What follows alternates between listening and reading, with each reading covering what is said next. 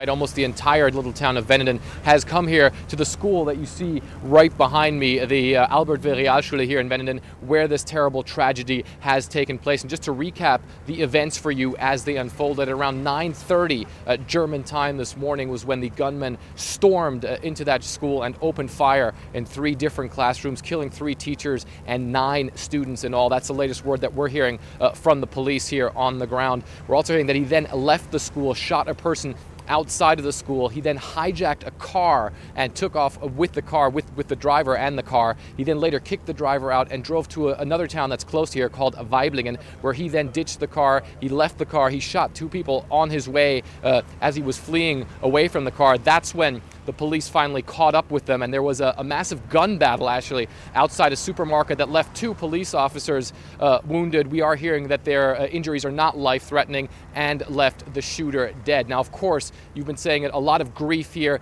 in Venenden, across really the whole country of Germany. The state prime minister of the state that Venenden is in was here at the scene. He, of course, was grieving as well. Günther Oettinger, let's listen into what he had to say.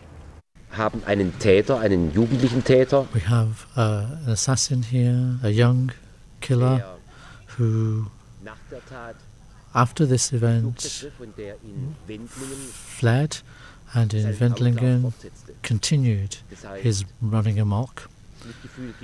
So our sympathies are also for the town of Wendlingen and for the people who have been killed there and their families.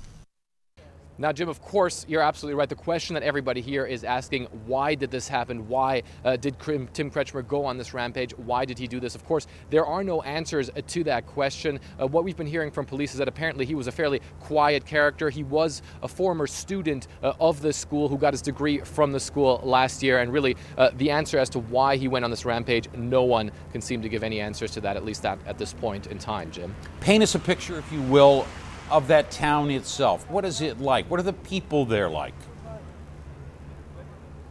Well, I mean, the town is really a fairly small sort of commuter town. I mean, we are very close to the German town of Stuttgart, which is the 5th or 6th largest city in Germany with about 700,000 inhabitants. So this is really, if you will, a sort of fairly sleepy commuter town, a fairly wealthy area, certainly a very small town. Only about 28,000 people live here in this area, and certainly this would be an area where if you're a police officer, if you're anybody in this town, you would never fathom that anything like this could ever happen in this town. And that sort of was also reflected in the way that was responded to this rampage as it happened. It was fairly quickly that the police was on the scene, but then it did take a while for the police to be here in full force. Right now there's hundreds of police officers here on the scene. There's helicopters in the air. It took a while for that force to build up because the town of Venenden only has a fairly small police force, which did respond fairly quickly when the first calls came in about this shooting, but then it did take a while to catch up with the shooter